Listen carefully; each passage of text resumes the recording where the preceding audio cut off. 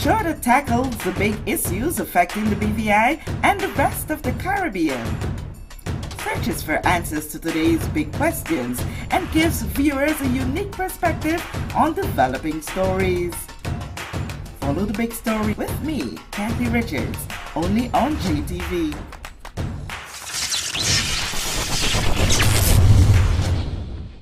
This show is brought to you by the National Bank of the Virgin Islands, Cyril B. Ramney Tertola Pier Park, NV Salon Spa Nail and Barbershop, HOV Medical, and Digicel. Sign up for Digicel Plus Home Light Bundles, faster internet, movies, and sports.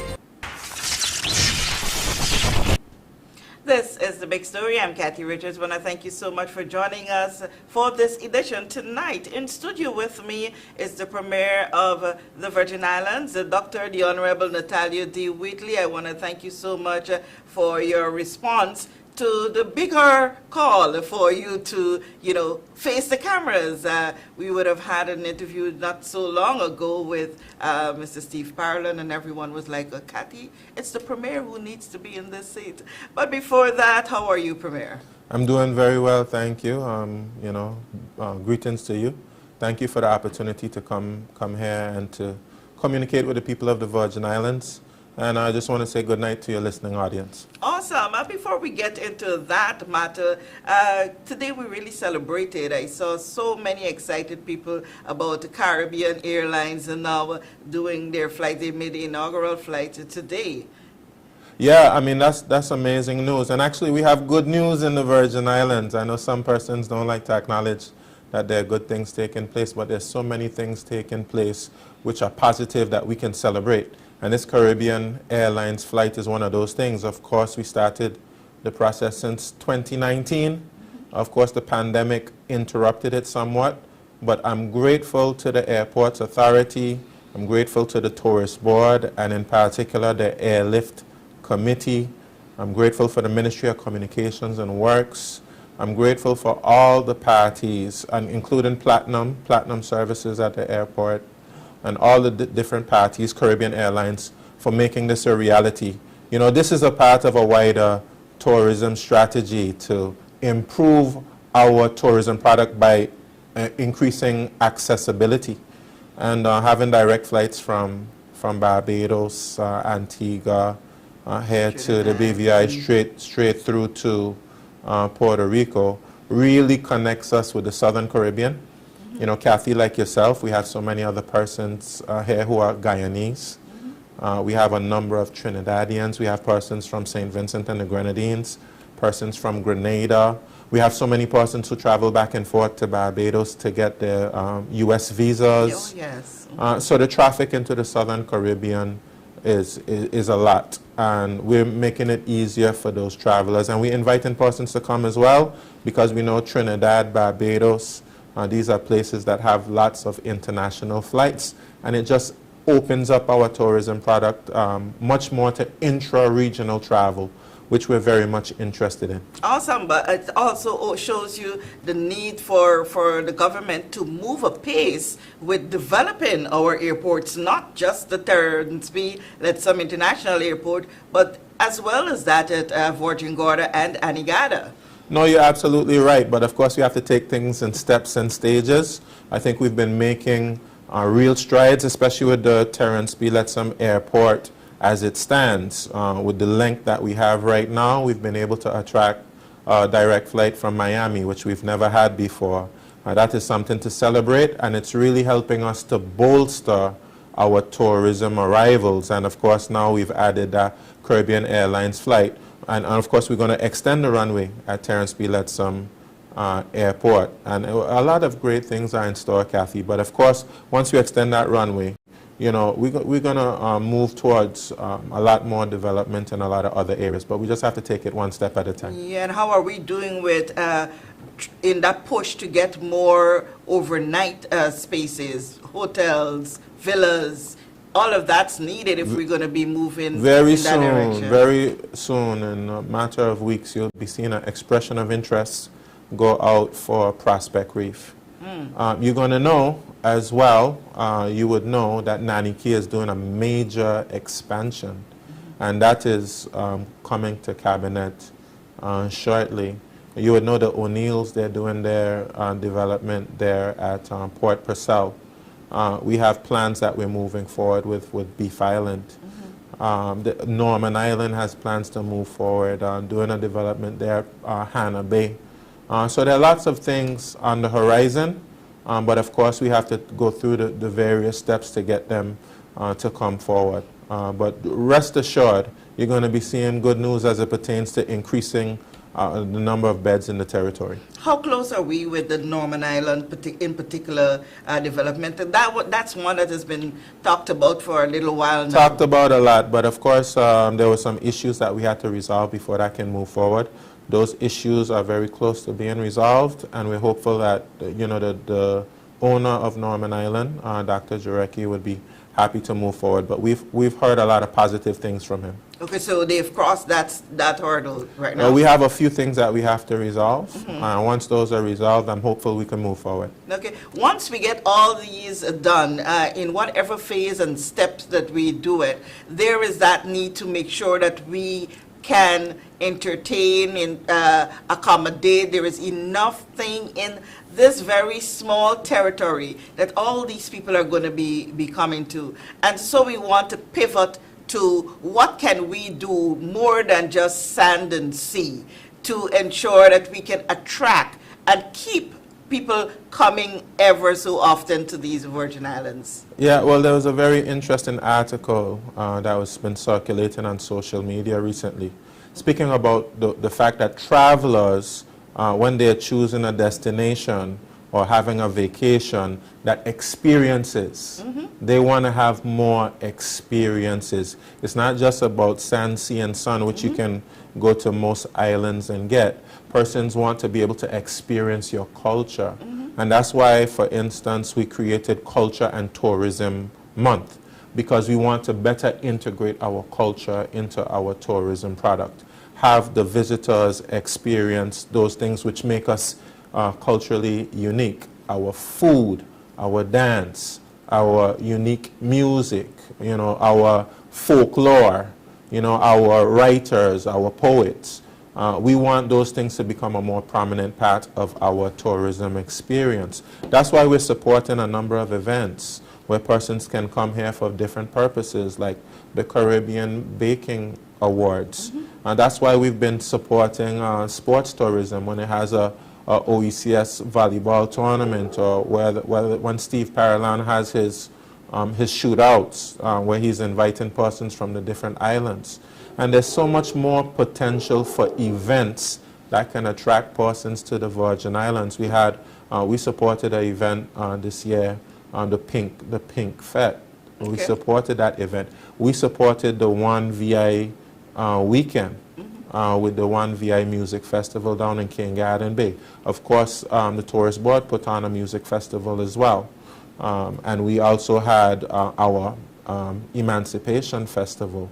We had the Spring Regatta. That's something that we supported as well.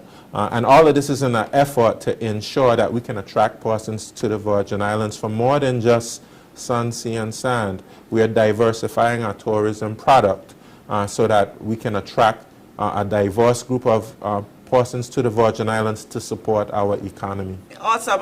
Before we pivot again, it cannot escape me to mention the developments that we hear the Vanderpools are undertaking. They would have now acquired the Rimers properties, Yes. the hotel and the bar. Quito's and Ramen, we heard I keep saying honorable, but it's honorable 170 it was. Yes. Yes. Mark Vanderpool spoke about further expansions and more things that they are planning down there for King Garden Bay. So we see that going. This is something that I guess you're proud of. Yeah, and Mark Vanderpool is doing so much more, and I applaud him. I commend him for his vision. He had a vision exercise for his group of companies and a family group of companies. And they have a big vision. And we have persons in our economy who are willing to invest. So it reminds us we don't just have to rely on persons who come in from the outside to invest. We have our own investors here in the Virgin Islands. We have to be able to incentivize them. We have to make sure that we can create the environment for them to be successful.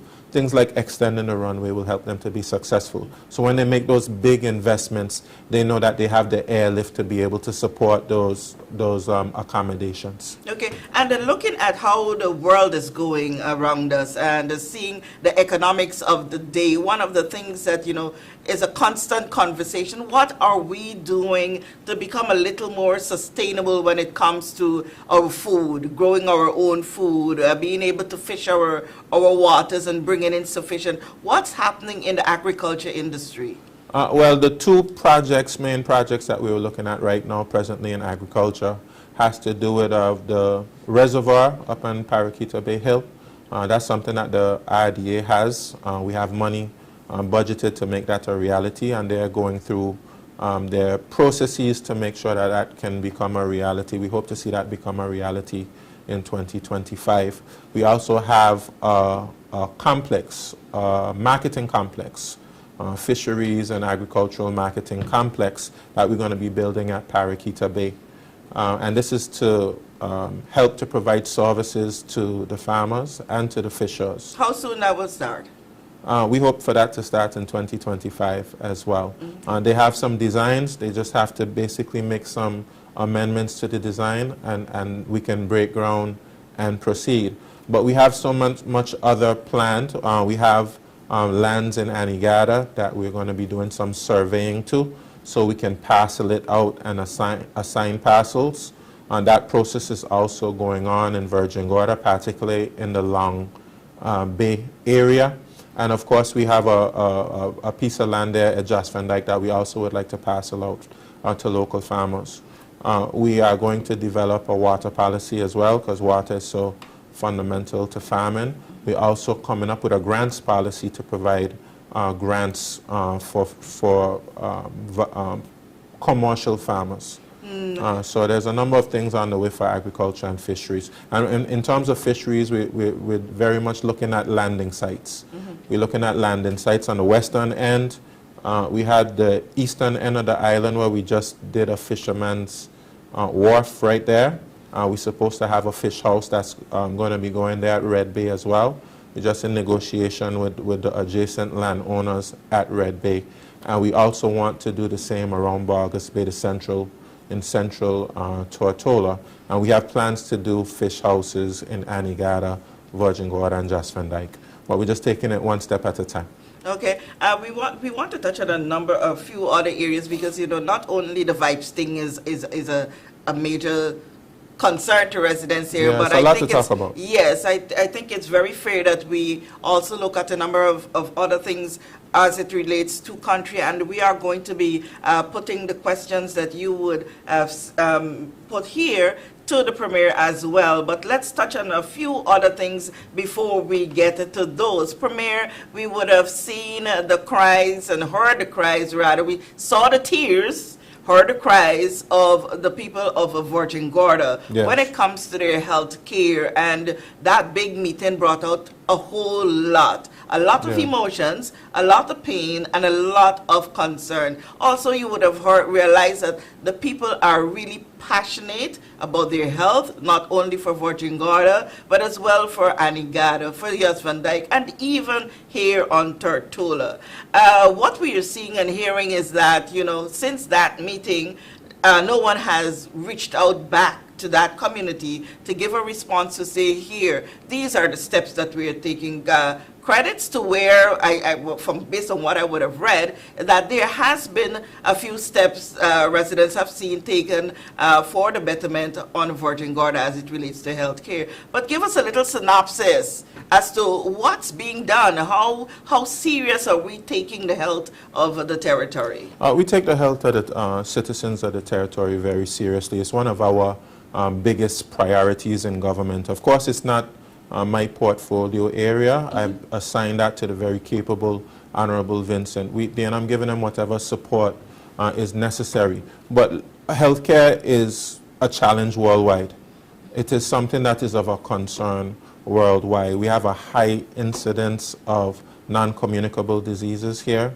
We're faced with lots of different sicknesses, different ailments, and of course, healthcare can run any country broke. Commendable efforts were made to introduce a national health insurance system to be able to properly finance healthcare. But from the very beginning, and I even, would have questioned the form in which that national health insurance system took place. And I think we're seeing it play out, that it is really not adequate to help us to fund our public healthcare system. So serious decisions have to be made, like perhaps maybe about 10 years ago, the government was perhaps providing about somewhere around $15 million to finance healthcare. Less than 10 years now, we're providing $45 million, and it still doesn't even scratch the surface of what is necessary. The reason for this is because the National Health Insurance Scheme, we need to make some changes to that so that it can fund our public health care institutions. Right now, the primary beneficiaries of the National Health Insurance would be private clinics. And I don't think that was our intention when we built that massive hospital that we built there. And that massive hospital can't just be for emergency care, or that hospital that we built in Virgin Gorda can't just be for emergency care. We have to look at primary and secondary care as well. We have to look at prevention. We have to look at persons going and getting their checkups. And of course, we need the adequate facilities to be able to do so. We need the adequate experts to be able to do so. And being able to have persons who have a wealth of knowledge and experience in being able to manage the healthcare system is also very important. We can look at the government, yes, and we expect persons to look at the government, but we have to make sure that government, minister, board, and all the chief executives and the staff and everybody are on the same page. That's extremely important as well. And of course, we know that the minister takes this very seriously. Despite what some persons might say, I know his passion for health care. I know his passion for his district, persons in Anegada and Virgin Gorda, and I know he's doing his very best with the situation as it stands, and we're doing everything we can do to help to support him and to support the healthcare system. Okay, persons in Anegada and the Virgin Gorda and, well, not so much Years Van Dyke seem to have felt very hurt when we saw the commissioning of a vessel for the Marine Department while they are crying out for a vessel or medevac for health reasons on those islands. What are we doing there? Well, I mean, I don't think it's fair to every time you see expenditure in one particular area, even a boat in one particular area, to say, well, nothing is being done in another particular area. We're grateful for progress where we see progress. And of course, when other areas get progress, it doesn't mean that things are not being worked on in the areas that persons might be concerned about. And the minister is probably the best person to speak about the medical evacuation situation. I know he's had a lot of conversations about it, not just about a sea vessel, because I'm told sometimes because of how rough the sea is, that can present a challenge, about,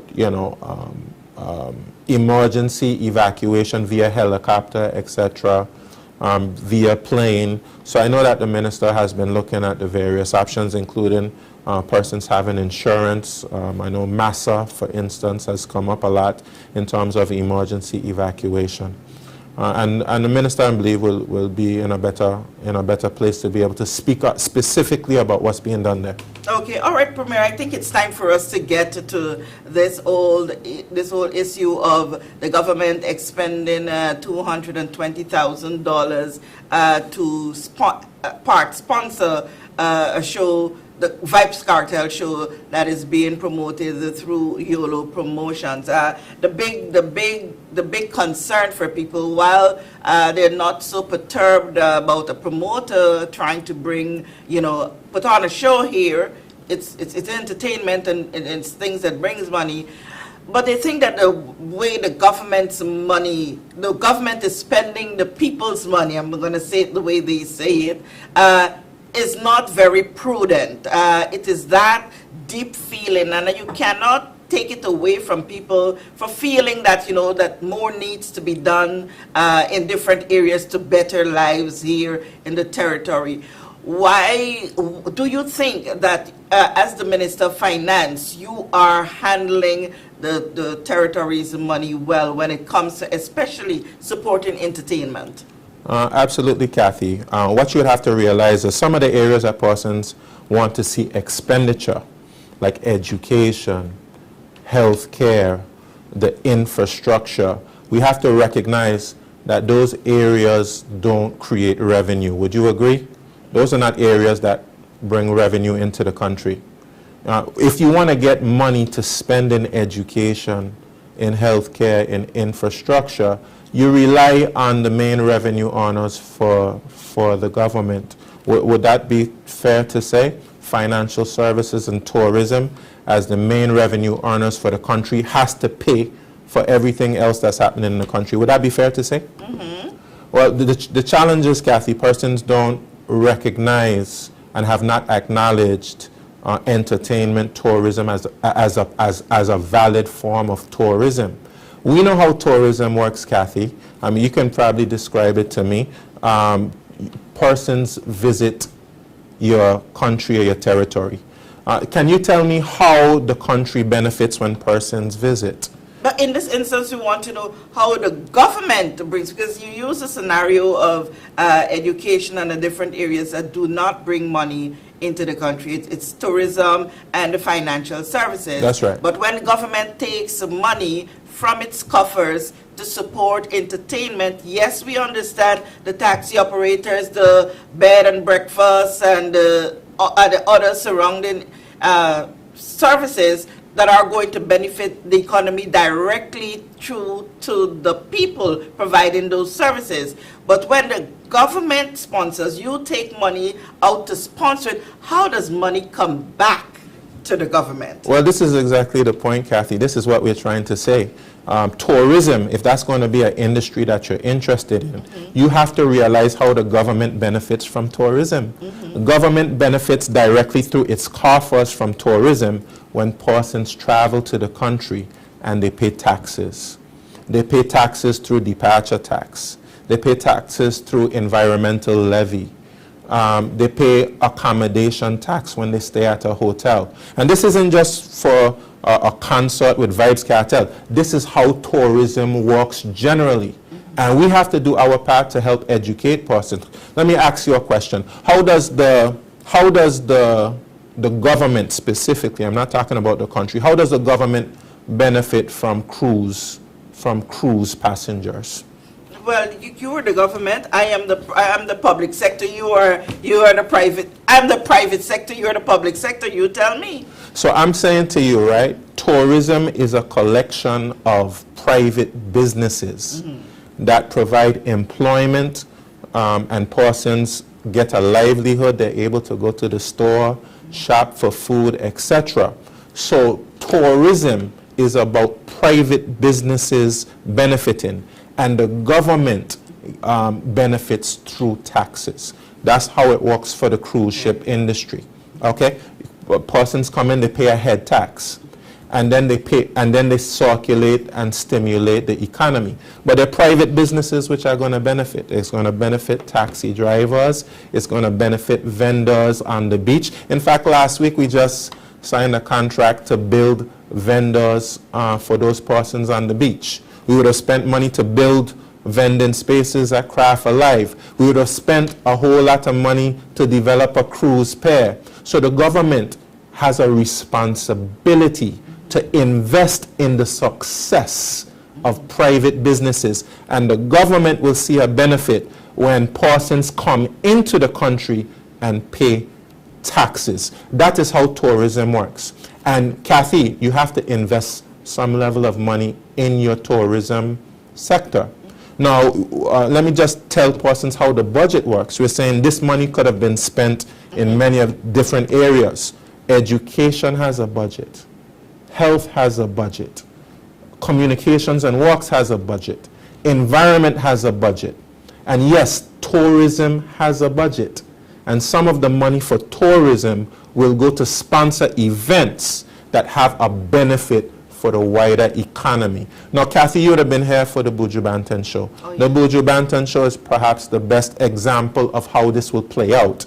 Buju Banton was in prison, and he could not perform in the United States of America.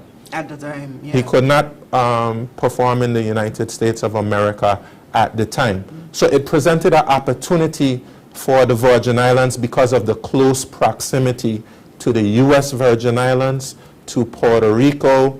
It presents opportunity for persons to travel. And we see that Vybz Kartel, in a similar situation, has been released from prison, acquitted from the Privy Council in London, United Kingdom. And he will not be performing in the United States anytime soon. And it presents an opportunity because Vybz Kartel is one of the biggest dancehall artists in history, that he will attract visitors. And this is the goal of tourism, to attract visitors. He will attract visitors from the United States, Virgin Islands, mainland United States, Puerto Rico. We're even seeing persons showing interest from St. Martin, St. Kitts, Antigua, because there's no other show in this area of the northern Leeward Islands, or in this area of the Eastern Caribbean. I think after you have a show in Barbados, you have a show in Guyana, and before us we have a show in, I believe, Bahamas and Trinidad and Jamaica. So it's an opportunity for persons to come to the Virgin Islands, to rent cars, to stay in hotels, to stay in Airbnbs, and Kathy, most likely, this is my estimation, most likely the same money that the government put in sponsorship to help to make the show a reality, the government will get back that money in taxes. And beyond that, the government would have stimulated the economy. Because, of course, we know that we have a responsibility. This is the job of the government, to make private businesses successful. We want to see the barbershops successful. We want to see the hair salons successful. We want to see the rent-a-cars successful, the hotels successful. So we have a partnership with the businesses which are a part of the tourism industry. And we have a responsibility to make sure that they benefit and the people of the Virgin Islands benefit, Kathy. I'm going to let you come in right now, but let me just say this. We just got our tourism numbers for the third quarter. And this is the second best performance as it pertains to incoming visitors through 9 months, from January to September, the second best performance in the history of the Virgin Islands. That is something to be happy about. That is something to celebrate, because persons don't get to see it. I see it, because when budget time comes around, I see how much money we make from stamp duty. I see how much money we make from accommodation tax. I see how much money we make from the environmental levy. I see how much money we make from departure tax. I'm privy to that. Some persons may not understand or be able to appreciate when visitors come to the Virgin Islands, how it contributes to the economy and contributes money towards all of the same things that they're concerned about. When you say that, persons may not appreciate or understand, we have to educate people. Exactly, that would have been my point, because we're talking about these fancy numbers that you would have seen for the 9 months, and my question to you would have been, do you know the dollar value of what we would have gotten from those visitors coming? Yes, there is a dollar value. I can't quote to you the dollar value right now, but we can tell you the dollar value towards our economy based on the visitors. And in fact, I will be presenting the budget speech on October 29th, and you are going to hear me quote the money that has come in. Overnight guests are up, day trippers are up, and especially from the first quarter this year, cruise passengers are up. Awesome. I want to go now to some of the comments and questions that I'm seeing here on the live. Sharon Flax, Premier has not really answered the question. What are the short-term fixes? We are still awaiting a response, 5 weeks and counting. And I think you said there that, you would allow the Minister for Health to well, I didn't attend the meeting. Sharon Flax Brutus has kindly invited me to come to speak to herself and others in the community, I'd be very happy to do that along with the minister, to hear some of the specific concerns. But I can't respond to the things that happened in the meeting, considering I wasn't at the meeting. I was traveling at the time. But I guess you would have had some feedback on, being the premier, whether or not you have ministers responsible for certain ministries and all of that. People look to the premier. Yeah, you look to the premier. That, You look to the premier, but the premier must delegate. That's why you have ministers, because you delegate responsibilities to them. And ministers also have persons who work with them, permanent secretaries and various officials who they delegate to. Okay. For the Music Fest, a question has come up there as to, I think that is one of the reasons why persons are not very happy to see more monies going into sponsoring entertainment. The Music Fest, what about a report for that? I'm going to ask the tourist board to come and do a press conference on that and present all the figures to the persons.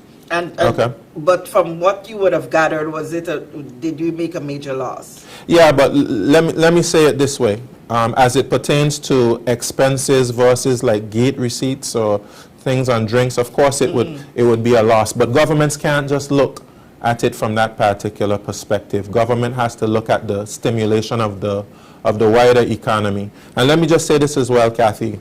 Of course it wasn't perfect in terms of the execution of the event. And actually it's in reflection of the execution of the event that we've decided to take a different approach. Actually, some of my biggest detractors suggested that we take this approach. They said, instead of the government or the tourist board putting on the event, why don't you sponsor private promoters to put on the events? And we are right now in discussions with the organizers of the one VI Music Fest. Okay. As opposed to us trying to do 2 music festivals. Let's go ahead and combine. Let's do it in King Garden Bay. And let's make sure that the event is as successful as it can be. So when you see the Minister of Tourism and the Premier take the approach to sponsor private promoters, it's a part of a strategy that has adjusted from the tourist board executing these events for various reasons. I decided that perhaps going to private promoters was a better option rather than sticking with what we were doing before. Okay, you see the little smile on my face when you were saying that, because I could remember keenly some people pounding their hands on the desk saying, the premier don't listen. We are suggesting to him that he partner with others and not try to have a music fest separate when we would have had, I think it was 1, 2, and then 3. Let's be fair, Kathy. Let's be fair. Before there was a one VI music festival, I announced that the music fest was coming back. I announced that the music fest, and we made plans to make a music festival before I knew anything about a music festival in King Garden Bay. So while persons can accuse me of not listening in some other areas, I don't think it would be fair to do that. Okay, but wasn't it a situation where, having realized that yes, this private entity is going to have a music fest, and the two, they're looking towards the Minister of Tourism to sponsor them as well? And I did sponsor them. Yes, you did. And in fact, I was very supportive of them. And I'm very supportive of a number of events that have happened that have the potential to bring guests. And sponsorship for music festivals is nothing new, Kathy. The government has given in excess of what the sponsorship I gave to YOLO in the past. We're acting like this is the first time we're having music festivals. What is different now is there more transparency. Okay. And in some instances, we have leaked documents and things like that. So persons know more. In the past, you probably didn't know how much money government was given to a music festival in King Garden Bay. But I promise you, it was in excess of what was given to YOLO promotions. Buju Banton, maybe persons don't realize it. Buju Banton, big sponsorship was given to Buju Banton, and we see the success of that. Okay. And this show perhaps would not have been possible without a certain level of government support.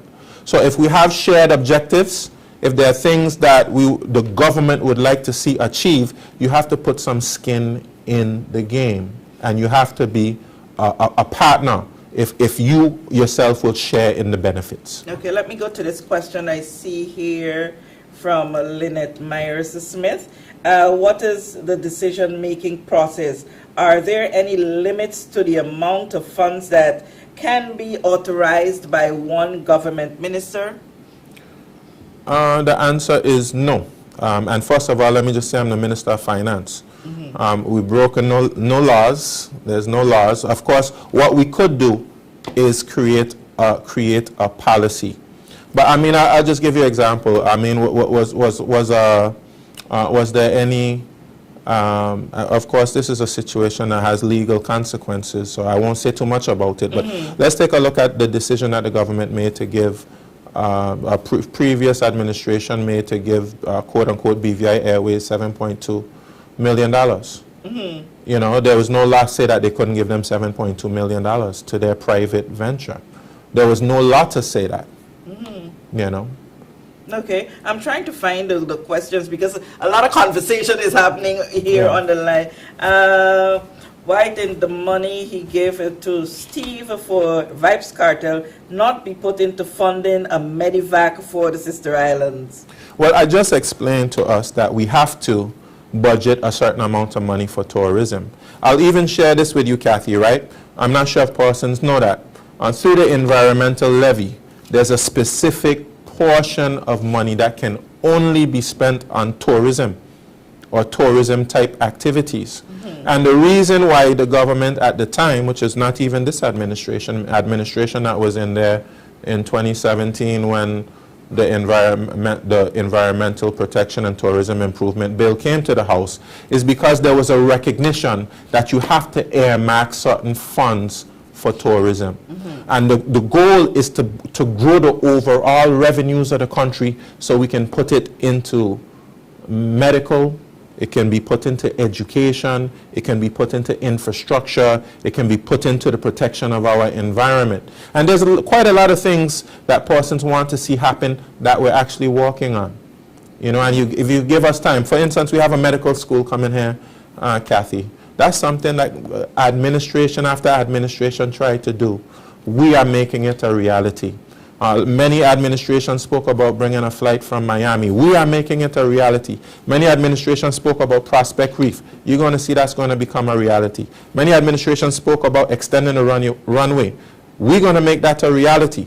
There are things which are happening, but of course these things take time. And we wouldn't be so far behind if these things were done before. But they are for us to do, and we are going to do them. Awesome. I'm not aware if you know about this and if this is actual the fact, but Kishma Penn is saying, Kathy Richards, he keep referring to the Buju concert, but that concert still has unpaid bills. Did the government? This is exactly the point. This is exactly the point. A certain pledge, well, and I don't want to say too much because it's a personal issue. Yes. But a pledge of funds was made to the promoter and it was not fulfilled. There was even a contract and it wasn't fulfilled. And that's the reason why you have unpaid bills, because the government did not fulfill its full obligation as it pertains to supporting the show. And this also tells you that if some person say, well, you should have just... the government didn't fulfill its... Government sponsored the Buju Banton show. And did not fulfill its financial obligation. I'm saying to you that they did not give the full pledge of what was pledged. Okay. Did not give what was the full amount of money which was pledged, which is something that I am going to honor.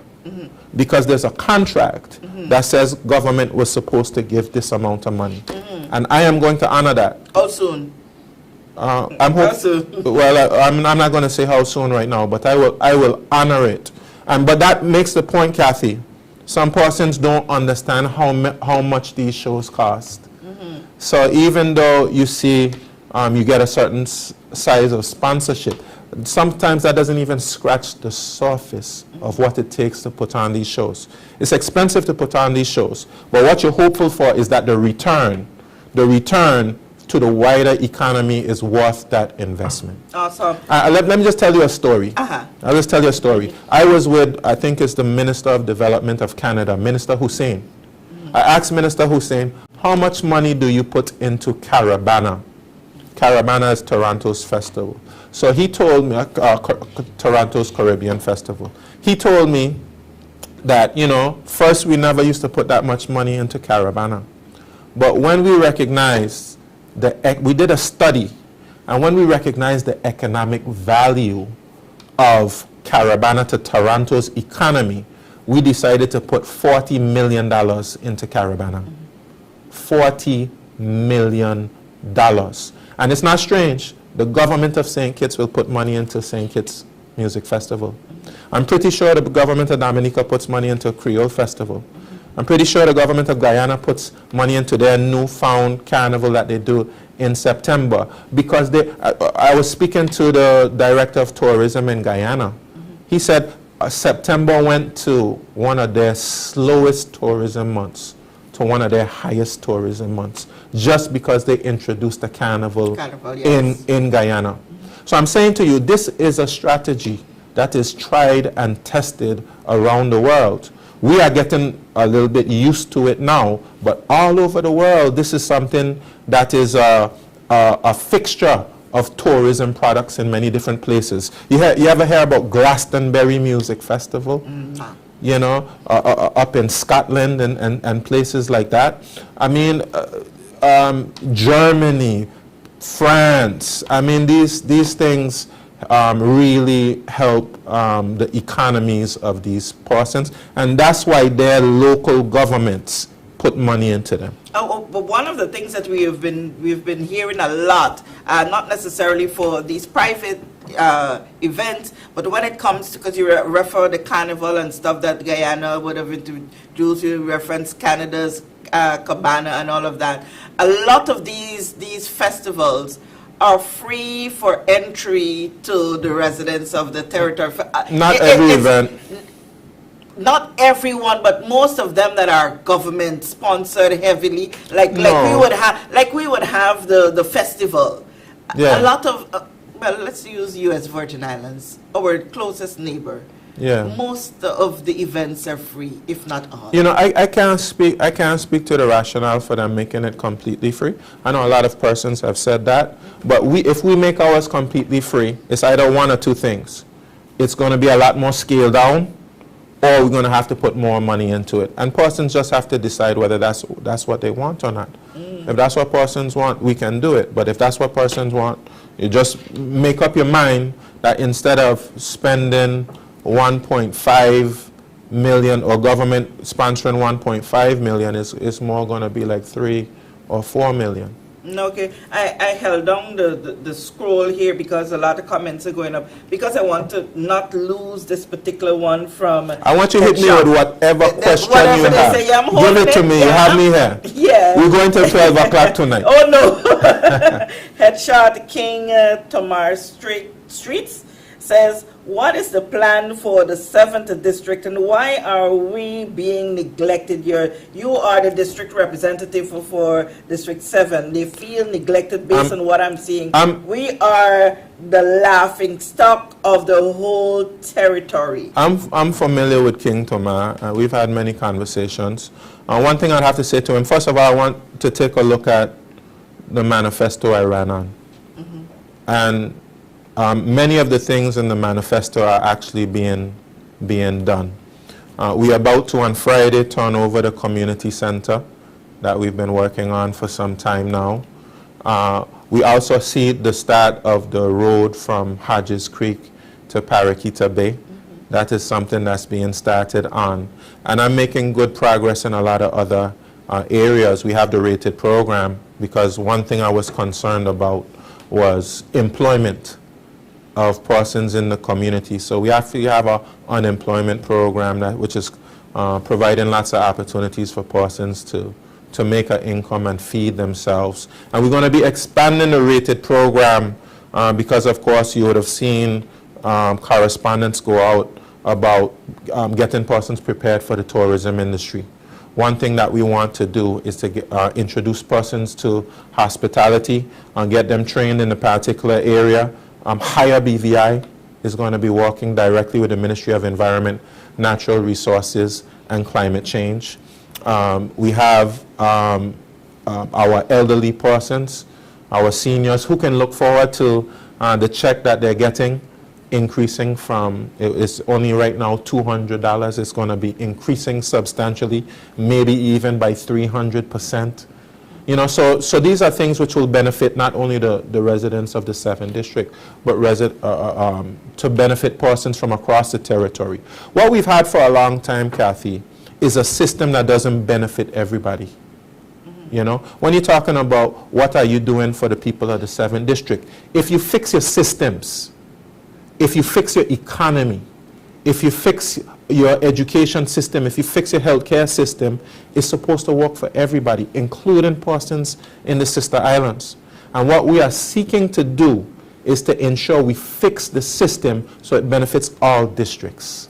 I think and all the people of the Virgin Islands. What I'm hearing the people of the 7th District say here is we don't feel a little bit of hug and warmth from this man that we went to the ballot and voted for. Yes, we see other district reps being more intimate with them, shooting the breeze with them, as you said. I hope I used it correctly. Yes. How often are you there to wrap your arms around them, to have them feel you? We understand that the job as a premier of a territory is a hefty one. It's hard to single out just your district. But those moments are precious to people when they vote for you to take up an office in government. That intimate relationship is very important to them. So how often are you wrapping your arms around them? Well, Kathy, let me just say I certainly recognize what it is you say. And certainly that is something that I believe you'll see more of since the Commission of Inquiry, this phase of the Commission of Inquiry is winding down to an end. But that Commission of Inquiry took a lot out of me, out of my members. We were in the House of Assembly nearly every day, sometimes up to 12 o'clock at night. You know, right before I came to this interview, I'm in my office trying to do the work of the people, Kathy, because we were faced in 2019 with the recovery from the hurricanes, and we were faced with a pandemic, then we're faced with this Commission of Inquiry and all the different instability that we've had since then. And it's been a really heavy task, Kathy. It's in some instances, my health has even suffered. My personal relationships with my family has suffered because I've put in so much into the job. And that's what is required. I'm not complaining at all, because this is what's required in the job. But with the Commission of Inquiry kind of winding down, I'll be able to ensure that I have my regular office hours that, of course, this government introduced constituency offices. So persons can have an opportunity to come speak with their representative, meet with them, you know, tell them about their individual challenges and problems. Then I can do my drive-throughs. I can go and meet with the different walk-throughs, drive-throughs, walk-throughs and drive-throughs. Sit down in the car and sit down the stick a little bit. Yeah, visit with my seniors, all of that stuff, you know. So I recognize the need for that. But one thing we're doing as well is we are going to, is something I said before, but we have personnel in place that's going to make it reality now. We're going to focus on a community development model. And it's not so much centered on the district representative. It's about bringing the community together, introducing things like town councils or district councils. So you can have a group of individuals who will be focusing on the affairs of the community. We're going to make it so that those persons can apply to government for funds to do projects and things like that. The reality is we have systematic challenges, even as it pertains to a district representative and a district. Systematic challenges which have to be fixed. One of my goals is to make sure I fix that, not just for me, but for all representatives, regardless of whether you're a minister or not. There's an infrastructure in place to support the growth and development of the community. Now, you said something there that hit home a little bit to me, and you know, I'm always this compassionate person. You said that, you know, your health was affected. I don't make a big deal of it. No, I don't make a big deal of it. No, we ought to make a big deal of our health. We ought to make a big deal of it. So you are good now. You know, my physician just told me that I have to pace myself. I have to make sure I eat regularly. I have to get a certain amount of rest. He told me essentially that I was overworked, etc. And I took that to heart, and I've started to make some changes so I can so I can make it through, make it through this term. And did the counselor step in to make sure that things with the family is also taken care Well, of? That contributes a great lot. I've been trying my best to make sure I make enough time to sit down and speak with my children, make sure I know what's happening in their world. It's difficult being the son or the daughter of the premier. You know, it's a lot of things that come along with that, so I've been making sure I make some time to have more conversations with my children. You know, okay, that's something I want to focus on. Awesome. I couldn't be that selfish to be pressing you things of country when, you know, you are human and has a family and all of that as well. The job can, you know, it can wear you out. But of course, you know, if I'm not here, somebody else will take the job, and everything will move forward. Thanks for recognizing that. And my hand is held, my fingers held down on one comment here where we see Sharon Flax is saying, it's been 7 years since the environmental levy was implemented, but yet no one has been able to access the funds. When will legislations be passed to access the funds? I'm so pleased to report that, just like Sharon Flax-Butte said, the fund was inaccessible for a number of reasons. When the legislation was passed in 2017, it was never brought into force. So my team discovered that it was either earlier this year, which I'm pleased that they were able to discover that. We were able to do a validation bill. We had to bring it to the House of Assembly. And I've been pressing on my team to make sure we get the regulations passed that accompany the bill. So it must have been Cabinet either last week or the week before. We got those regulations to Cabinet. So we can take the next step. I made it very clear that I wanted this to happen before the next budget. Awesome. This one came to mind when you talk about when you give the response to the Buju Banton show not yet being fully honored based on the commitment that was made. The question came to my mind, but I'm seeing Cindy Rosen is asking the very question, so I'll ask it. My very good friend Cindy. Yes, I am not going to get into the two of you love affair, but she has a question here for you. Ask the Premier if he will bail out Cartel Show if it falls short. No, I've made a commitment, so the promoters will have to ensure that they can raise the money to get the show done. And you know, some persons may say what they want to say about YOLO promotions, but part of the reason why we were able to well, I should say I made the decision to sponsor YOLO is because they have a great deal of experience in putting on shows. I would say that YOLO Promotions probably has put on the most shows out of any promoter in the Virgin Islands. YOLO is very persistent, they're very tenacious, and they don't give up. And they were able to put on some successful shows earlier this year. In particular, I'll single out the Black on Black. They know what it takes to be able to put on a show. Now, this show is a much bigger show than they have ever done. But based on their commitment, in particular to dancehall music, I thought that we should give them the opportunity to be able to do the show. But I made it very clear, you know, that you're going to have to be able to raise the rest of the money. There's no small amount of money that will be required to get this show done.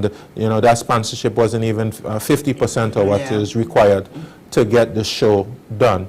But you have to get it done. I believe that you can get it done, and please don't prove me wrong, because I'm putting faith and trust in you based on your track record of being able to put on these shows successfully.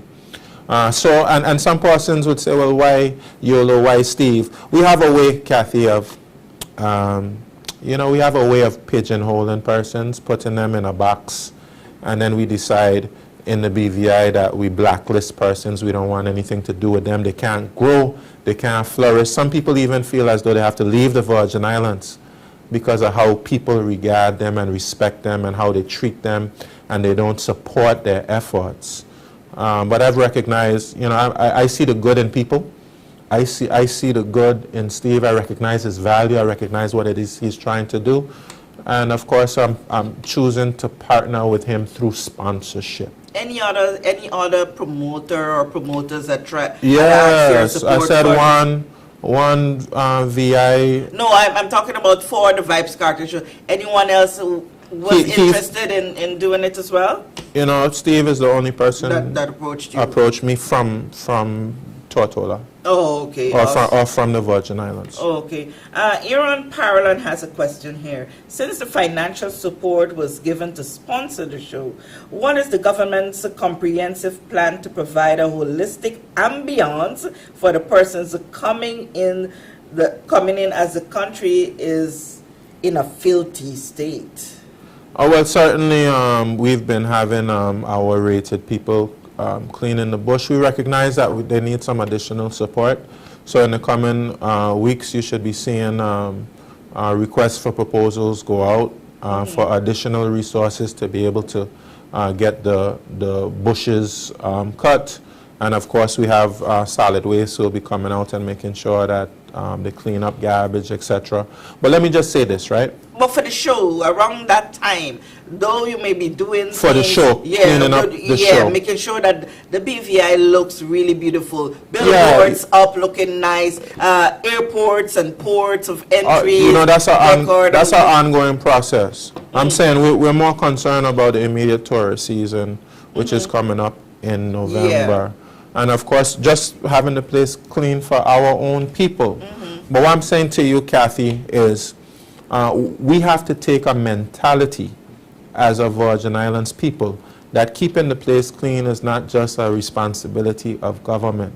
When we accept the responsibility that we all have a responsibility to keep the place clean and to keep the place looking nice, some persons, you know, they might live down a driveway with 3 or 4 persons there, and they won't, the bush might be pulling them out of their vehicle. They won't get out and on a Saturday with the persons, other 4 or 5 persons who live in that little alleyway, just get out and do your part to cut the bush in your particular area. You know, this is what we call a community spirit. This is what we call patriotism. And this is I'm grateful for those persons who go out and do beach cleanups. They do their part. So, okay, government has a responsibility and role. But you, Aaron Parolan, you and all the other persons, and I know you do that, you know, because you have that kind of community spirit. I want to see us encourage, let's do our part as a community. Let's join in, and all of us join hands to keep the BVI beautiful. You know, that has always been a topic of discussion, and you know, some of the comments that you would hear when you talk about, oh, you know, in other countries we're familiar with not depending on government to clean up our streets, and the argument people put up. So then, what happens to those people who get paid to do it? Let me say something to you, Kathy. Do you know most of the bush that government is criticized for cutting or not cutting, do you know most of that is on private person's land? Yeah, so then that bush on the side of the road, all is on private person's piece of land. I'm just saying to you, when you see the sewage running from persons' homes, when you see persons throw the garbage out of the window, or go to the beach and leave all the beer bottles, and persons, sometimes they throw the garbage in the bush close to where they live. We all have to recognize that we all have a responsibility to keep the BVI beautiful. We all need a stake in the BVIs as a place to live, a place to walk, and a place to visit. We all have a responsibility. Okay, we're on that 1 hour mark, but I think we're going to 12, Kathy. I'm not accepting anything less. 12 o'clock. Okay, so we have a question here from Janice Stout. When the Overseas Territory Minister visits the BVI in November, will the public have a meeting to let the Minister of the United Kingdom Overseas Territory know our views? Well, I'm not sure of what the minister's schedule is now, but we are pushing the governor's office to see how he can have an event where members of the public. It may not be everybody. It may not be, of course, for security reasons, just anybody off the street, but persons will have the opportunity to come and speak with the minister. So we'll see whether that's accepted or not. Okay, I'm not sure that I can pronounce your first name, but it's Hodge Archson.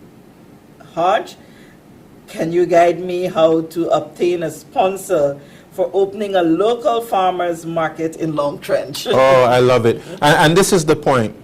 I am so, right now we are about to do a grants policy for farmers. As we know, we had a COI. There was a recommendation that had to do with grants. We passed a grant policy. And of course, we have a framework for grants. So all of that was done.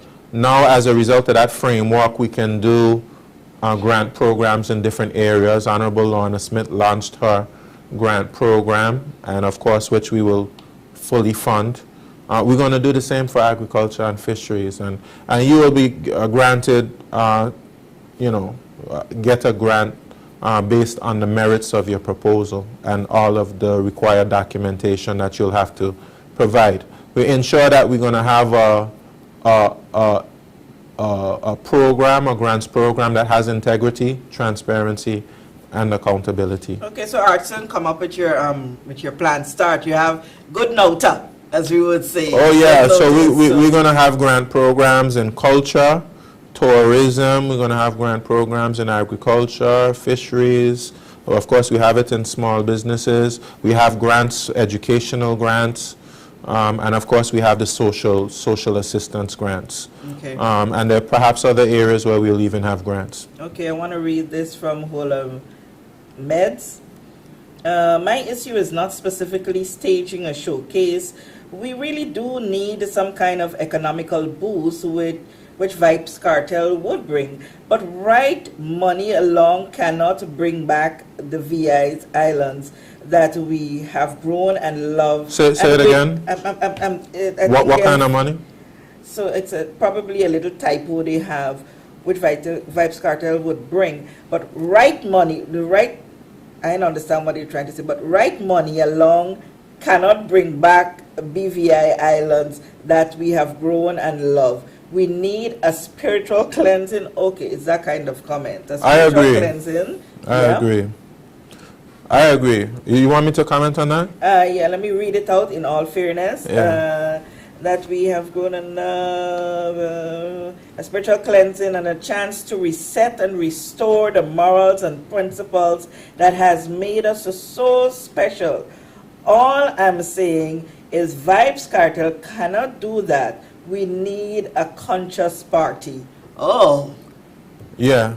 Well, let me just comment on that. I think that is such a powerful statement. Yeah. But let's just delve into it a little deeper. We do need that spiritual cleansing. And it really starts with each and every one of us. In this territory right now, I must stop saying in this territory, in this nation right now. Okay. Right? You're preparing your mind for yes, a different phase. This burgeoning nation. We have too much hatred. We have too much bad mind. We have too much jealousy, envy, too much greed. It starts with us examining ourselves. We are very unkind to each other. And guess what? It's convenient for some of us to focus on Vibes Cartel and cast judgment on Vibes Cartel. In fact, a lot of persons have expressed views about Vibes Cartel, and I just have to say to you, I don't take that approach when it comes to persons. We have been preaching a message of condemnation. Okay. Condemnation. We don't want Vibes Cartel around here. And let me just say to you that I don't advocate anything that Vibes Cartel has been accused of. Okay. But he spent time in jail. He went through the legal process, the justice system, and the Privy Council set him free. Okay? Privy Council will be a lot more familiar with the details of the case than I would be. All that I know about Vibes Cartel now is that he has been given a second chance. He has been given a second chance, and I want to see him make the most of his opportunity to have a positive impact on the lives of others. And let me say to you, I've been encouraged by some things that Vybz Kartel has said. One, he said he wants to do more conscious music. Okay. You know, and I'm not sure if you'll be familiar with his song, Thank You, Jah, Yeah. right? Thank you, Jah, for waking me up this morning. You know, when you listen to that song, that's a positive song. I think a lot of persons who are complaining about the content of his music probably don't even know his music. A lot of persons probably going on what they heard. They probably don't even know the content of his music. Well, he's going to get more popular because people are going to go search now. Yeah. But he says he wants to do more conscious music. Two, when he comes to the Virgin Islands, he said he wants to speak to young people and encourage them to get off the wrong path. He wants to visit prisons, he said as well. He wants to visit prisons. And let me say to you, somebody like Vybz Kartel has more opportunity to influence somebody in a positive way than I as the premier or even the pastor in the church. Because it's only in that environment that they can... It is only the person who has gone through the test who can give you the best testimony. Okay. If you have gone through the test, you can give a testimony. It's the persons who persons can identify, who've been through the struggle, who have gone through poverty, abuse at home, all of the different things that make our young men and our young women so angry. When you just come to them and lecture them, you think you're going to get through to them? It is somebody who's gone through what they've gone through, who have the ability to be able to have an impact on their lives. And Vybz Kartel has an opportunity. He may have made a lot of mistakes in the past. He has the opportunity to make a positive impact on persons' lives. And I was encouraged by something that Vybz Kartel did. Persons who are familiar with dancehall music would be familiar with the feud that he had with Movado. Yes. And this whole Gaza versus Gully, which is something that goes way back before Vybz Kartel and Movado. That goes back to Beanie Man and Bounty Killer, and similar to the East and West Coast beef you would have had in the United States of America, Tupac and Biggie. There's so many different parallels there, and that led to Tupac and Biggie, both of them being killed, which was very unfortunate. I'm so glad that these two brothers have not gone through the path that could have resulted in both of them being dead. And then recently, since Vybz Kartel has been released from prison, he made a gesture of unity. He went to a dance hall and they weren't playing any Movado music. And he wants to know why you're not playing any Movado music. And then he asks to pull up a Movado tune. And that gesture alone has caused two warring factions, the Gaza and the Gully, to start to resolve, to come together in unity. And I would encourage even the warring factions here in the Virgin Islands, because we have our own warring factions, put aside your differences and come together, because it's not worth losing a brother, it's not worth losing a sister, a family member, because of some dispute that persons probably don't even remember how it even began. We have to take the steps necessary to heal this land, because a lot of, just ignore Vybz Kartel, a lot is happening in this Virgin Islands. And we have to come together and confront it, not as hypocrites, because the young people see that we are hypocritical. You don't think the young people can see all through our hypocrisy, all of the hatred that we express on a daily basis, but yet we are promoting ourselves like we are some righteous judge of others. The young people can see our hypocrisy. I can say that to you. And we will never get through to the young people being so hypocritical. All right, I want to move to another area of concern as it relates to Vybz Kartel. I alluded to it a little bit there just now while you were giving that a response, and that is of his health. Persons are also looking at health, and I'm going to read what Valerie Georges has here. The Kartel show is a gamble, she thinks. Kartel has a chronic illness, and it is affecting him greatly from what I have been reading. He is getting treatment, but there is no telling if he will be fit to perform come March. Then what? Okay, Kathy, well, this is my response to that. First of all, I wish Mr. Vybz Kartel good health. I wish him good health. But it's not so much of a gamble, Kathy. He's contractually obligated to perform. I think I heard it was 2 hours. That's a contractual obligation. If he is not able to fulfill, the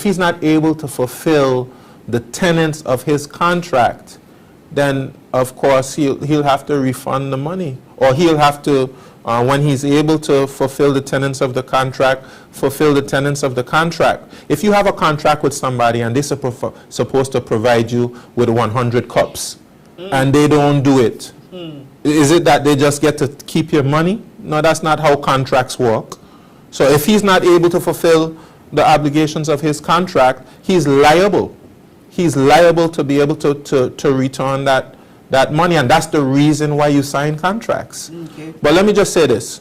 In terms of health, I'm glad that he went to St. Vincent and he was able to see, I believe it was like a Cuban specialist. I personally believe that everything in life, every ailment, every disease has a cure.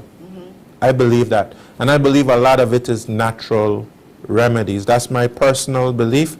I'm not telling persons to follow my belief. That's my personal belief. I believe in prevention. I believe in eating right. I wish I had the opportunity to exercise. You see the size of my belly now? Work on it. I just came from the gym before we start this show. So Man, work on it. Kathy, you're inspiration to me. Yeah, under this jacket is my sweats. Oh, man, that's awesome, Kathy. You're inspiration to me, and that's some of the changes I want to make in life. But I believe if Vibes Cartel does what he's supposed to do from a health, why is he'll be okay, and I wish him good health. Okay, Ricky Lee says, in the coming years, which projects is more likely to take priority? Repairing the Western Ferry terminal or expanding the airport? If airport expansion becomes a reality, do you foresee the impact on ferry operations? Well, obviously, there's a lot of persons right now who go from St. Thomas to the BVI. From BVI to St. Thomas to use the airport services there. When we had as many flights as we did from Puerto Rico, from Virgin Islands to Puerto Rico, I don't think as many persons used to go to the USVI to use their airport services. But the good thing about it is persons will have options. And I think options are very important. And the Western Ferry Terminal isn't just about ferries, by the way, because it's also to support the needs of the charter boat industry, which will always be vibrant. There will always be a lot of traffic between the U.S. Virgin Islands and West End. And so we see the Western Ferry Terminal as being an important part of our tourism product, an important part of having connectivity with the USVI, where we have a lot of familial ties. So that is going forward. As we know, that's with the RDA.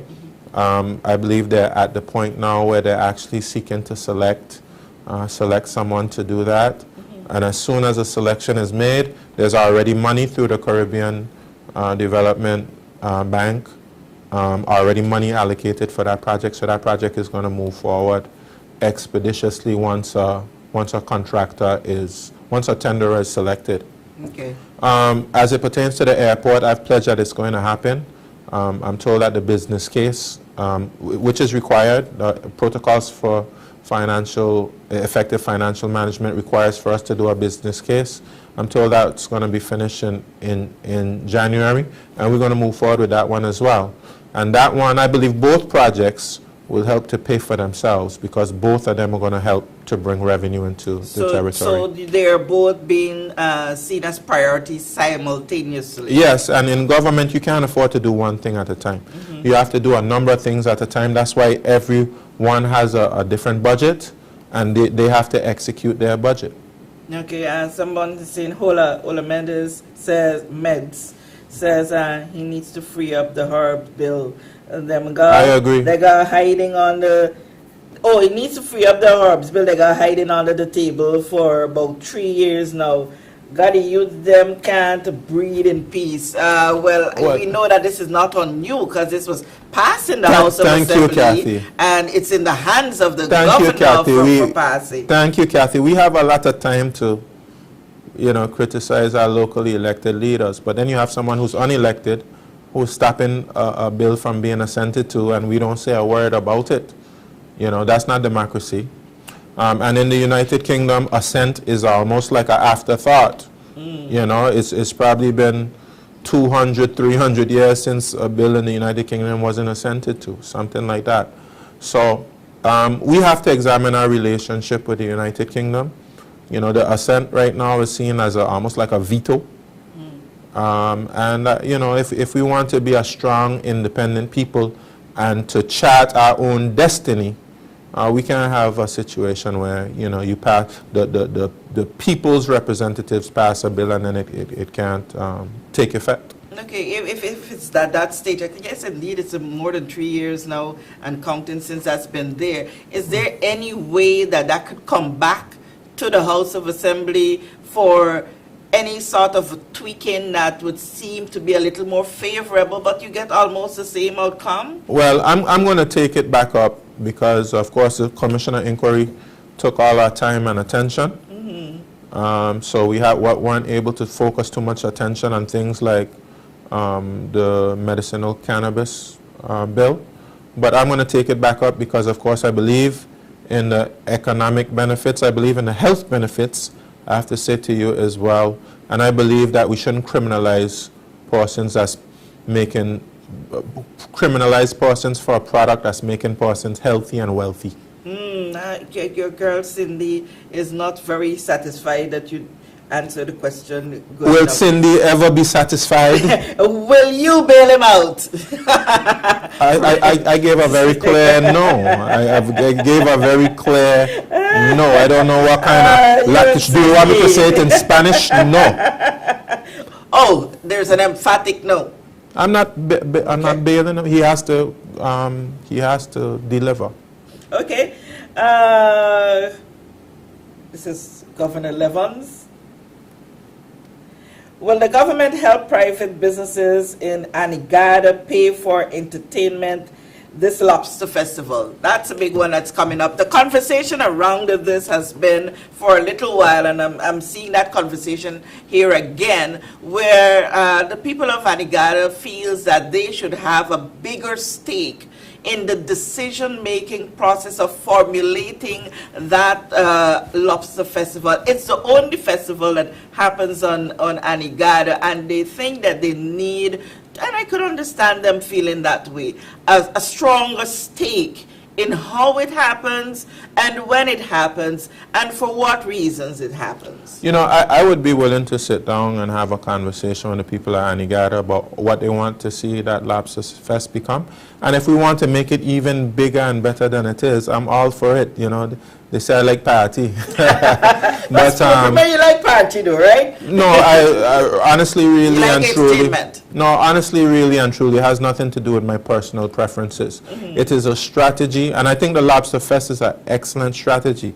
The last time I went to the Lobster Fest, I met some people from New York. I mean, for me, this is amazing, the attention and attraction it brings to Anegada. And really, if persons just take the same principle that they're applying to that Anegada Lobster Fest and just make it broader, like we had events for Jas Van Dyke. I think they had like a pork fest or something like that. Jas Van Dyke also was interested in doing a hemp fest. And if we just take that same kind of mentality and just expand it, we'll understand the approach that we're taking to entertainment tourism. But Lobster Fest, yes, I'm willing to provide a lot more support to Lobster Fest. This one is pretty close right now, but I'm willing to support. I would want to sit down with the tourist board, sit down with the community over there, and see how we can help it to evolve and grow and become even bigger. Okay, I'm seeing Cindy says she agree with him on this. I've said it before, and I'm thinking she was referring to when we spoke about people taking more responsibility and keeping the place trim and all of that. if I'm wrong, I'm sorry, but I think that's what she was referring to. We have one here from Shanda Webster, Glasgow. It needs to, and this is talking about the aesthetic of the place. It needs to look nice in February as well for the Caribbean Baking Awards. Let me just mark it since I'm here. February 21st. Listen, Shanda, no question here for our premiere. And let me just say, how much are you injecting for this one? You're going to give that substantial? I don't think I should make a habit of just announcing how much I'm giving to okay, go ahead. various businesses. Just to say, when persons make proposals, we evaluate those proposals, and based on what we can see as the overall merits and benefits of it, we can assign sponsorship. But I can say that based on what I saw from the Glasgows last year, yes, I'm very happy to double what I gave them last year. Awesome, awesome. You heard it, Shanda and Shiloh. I'm saying it here on national television. On the big story. I'm doubling what I'm giving from last year. And let me just say that, because some persons always have a mentality about, what about me? Bring your proposal. Awesome. If you believe you have an event or you have an idea that can help the Virgin Islands, and we see it as something that we can partner on, we're willing to do it. Don't just look at somebody else and say, why that person and not me? That person put together a proposal, made an approach, and it's even sometimes if you make an approach and you don't get the results, that doesn't mean that you give up. Maybe it's something that you have to change about your proposal. Maybe the timing wasn't right. Bring back the proposal and say, I really have this idea that, I think would be a great idea for the Virgin Islands. Is the government willing to invest in me? Give me a startup grant. Honorable Lorna Smith has her grants that she's given out to businesses. Give me a startup grant to help me get started with my idea. Or maybe we can just give you some advice. Or maybe we can just show you, the opportunities that exist. But if you have an idea, don't let anybody rain on your parade. Don't let anybody kill your dreams. So many dream killers here in the Virgin Islands. You put together your proposal, come, make a presentation, and perhaps that might just be the step you have to take the next step. And you're talking there about the Caribbean Baking Awards too. What I had admired about that, when we learned that Dominica in particular, while the other countries did it too, but extensively, the governments for those countries that participated in the Bake Off Awards sponsored their competitors extensively. Excellent. That's what a government. That's what a government does. That's what a government does. Once the resources are there, you help your individuals to be successful, and they're ambassadors for Dominica. You see, yeah. So the fact that they are ambassadors for Dominica empower them, and that's where we want to get to in the BVI. We do it in some instances, but we want to do it in more instances. Awesome. And the political farmer question, when will the Virgin Islands the Food Security and the Sustainability Act come into force? That's something I've been working on the ministry with. I was told that it was waiting on regulations to be done. I'm told some of those regulations have been done, so I've made it very clear to the ministry I needed to come into force as soon as possible. As soon as possible. What's the holdup? First, I was told that it was the regulations. So the regulations are done now, so we should be able to move forward. Okay. Yeah. All right. So you got your answer, the political farmer. We have Lila. Will there be grants for young locals to obtain lands? This is a little ticklish. Land grants, yes. Yes. How that work? And there will be. We just passed the Crown Land Bill, and I'm also having discussions with the Ministry of Environment, Natural Resources and Climate Change about bringing that bill into force so that we can put a board in place. We'll have a board that will be evaluating applications, and then we'll be able to open up for applications. And then we have some existing applications that have to be considered and have to be moved forward. Places like for instance, in Anegada, we want to be able to move those in Anegada forward.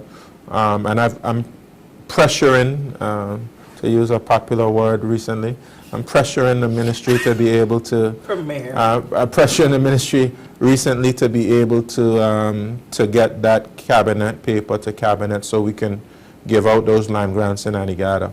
Okay, and that brought my mind right to the Josel Manor. What's happening there? Are those properties being sold? Are we getting, what's happening? I think the Social Security Board would be the best persons to Yeah, speak but what's the about last thing that. they told you?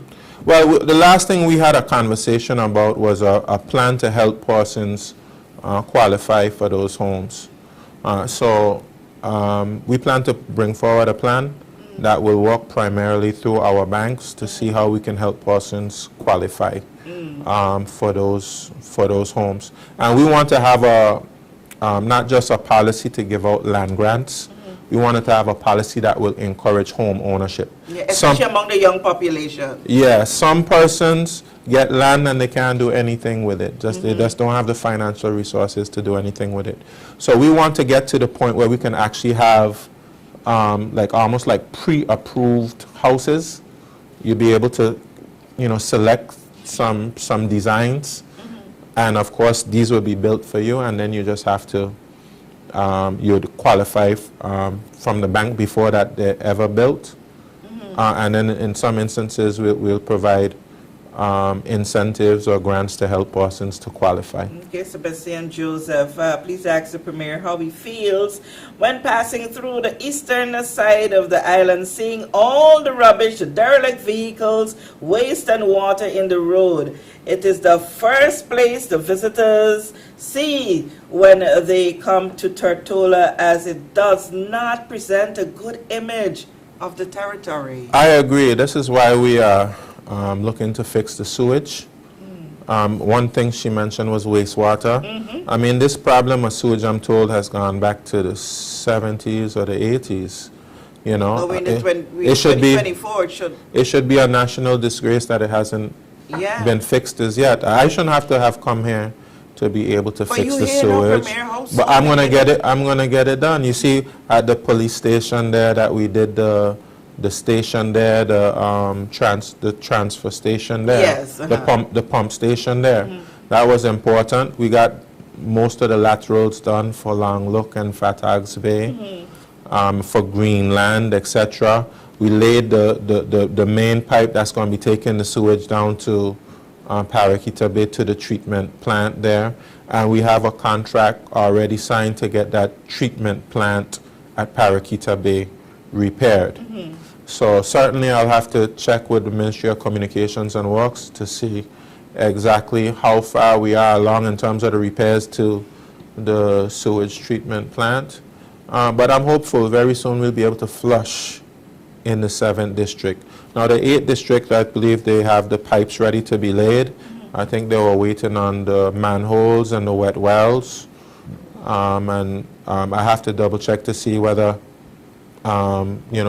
the cabinet paper for those has come to cabinet as yet, and that the contracts have been signed for the installation. So that's something that I have to double check on. But as soon as that is done, we could see a lot more repairs being done too. Well, we will get the pipes laid in the 8th district and the repairs done. But I can't help but saying, Kathy, we are a lot further behind. If we took $8 million and we put it into the repair pack, that set us back a very long time. Until now, all the money hasn't been repaid from that loan. It set us back. We would have been finished already if we hadn't done that. Yeah. But we are where we are, so we have to fix it. You mentioned derelict vehicles, so of course I think the ministry is making efforts on derelict vehicles. One thing I have to assist the ministry in is getting some land so that we have a place to put the derelicts, because sometimes that interrupts the whole program and getting the derelicts out of the vehicles, but derelicts out of the communities. But I spoke about personal responsibility as well. We have to speak about personal responsibility when it comes to this. We have persons, they get the vehicles, they just leave them anywhere in the community. They harbor mosquitoes, etc. We have persons who actually turn the sides of the public road into mechanic shops. Get a bunch of derelict vehicles, they use them for parts, they leave the vehicles right there and leave the place looking, untidy. So we need some personal responsibility there. And we have an environment bill coming soon. And we also have some changes coming to the solid waste bill. And I would like to see some very stiff penalties in place for persons who do those type of things. Awesome, Jahphix. Could individuals that have an associate's degree or bachelor's degree have a fast-track acceptance to the new proposed medical school, or would they require MCAT source, etc.? I'll have to get those details, but I'm glad that gentleman made that comment, because I know he's very passionate about going to medical school. And, you know, when we spoke to the medical school, I asked the medical school if they would be willing to provide scholarships to persons from the BVI, and they did confirm that they're going to be providing a couple scholarships to persons from the BVI. And I was thinking, like, persons like that gentleman would be able to benefit from that, because, of course, some of the medical schools in the region very expensive, sometimes very difficult to fund the education there. So having a medical school here will provide opportunities for local persons to be able to get an education, and also provide a lot of persons coming from the outside to come inside to the Virgin Islands. They have to live someplace. They will buy cars, or they'll rent cars, they'll eat at restaurants, they'll buy clothes, they'll go to events, they'll go to bars, and it will provide additional income to our economy, as it has done in other places like Dominica and Grenada and Barbados, etc. Awesome. I guess we'll have to give some information here to Denise Douglas.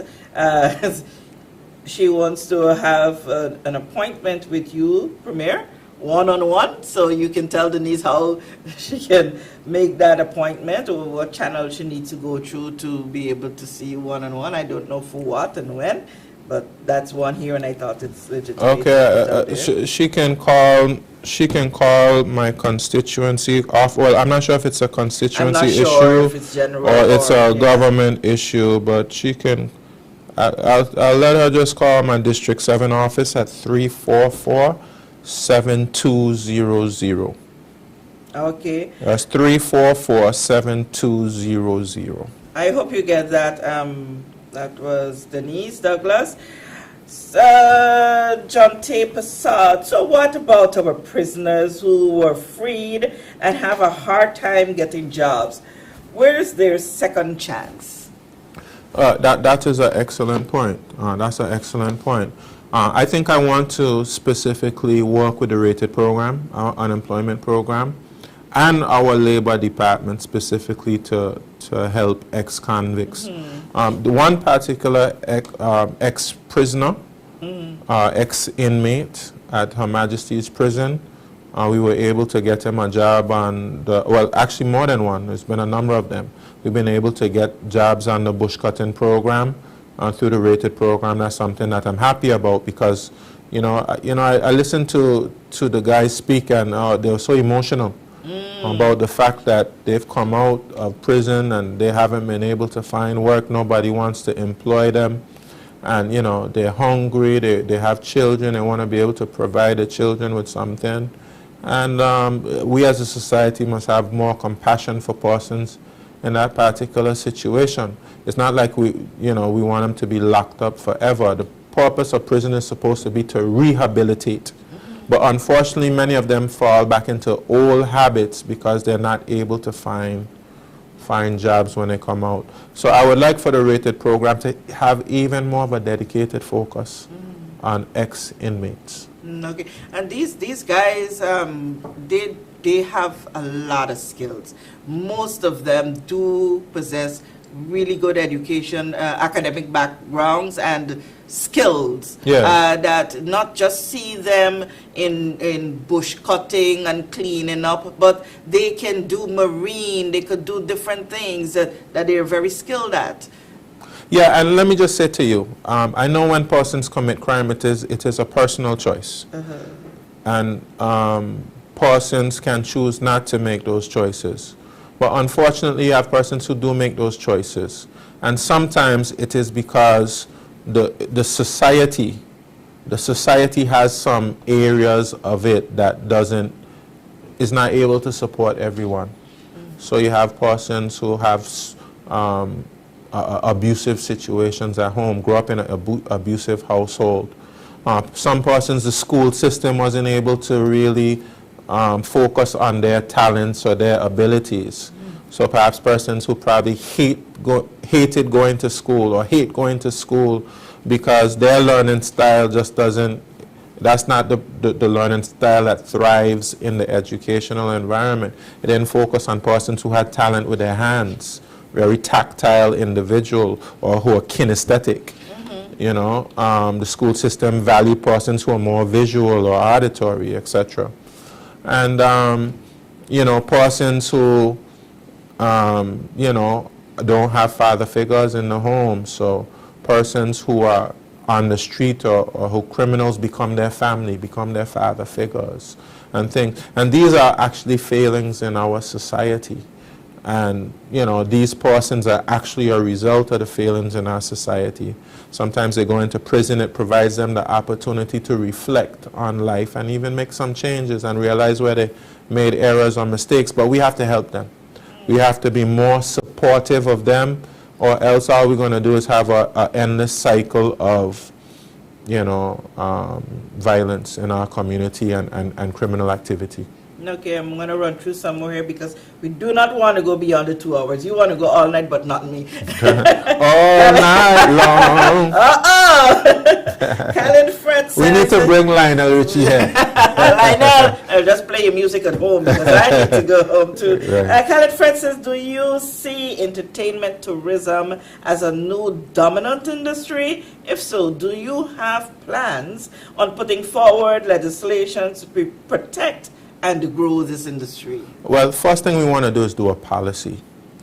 And I don't know if I would say that we want it to be dominant, because persons have to recognize that, you know, some persons make it seem like that's the only thing happening in tourism. No, tourism has a more holistic and broad strategy. We were there with Caribbean Airlines. That's part of the strategy. Part of the strategy is greater access into the Virgin Islands, whether by boat or whether by plane. We want to create more access. We open up the Miami routes. We open up the routes to Barbados. And we would like to open up more routes as well, as many routes as possible to bring visitors into the Virgin Islands. We're going to extend the runway.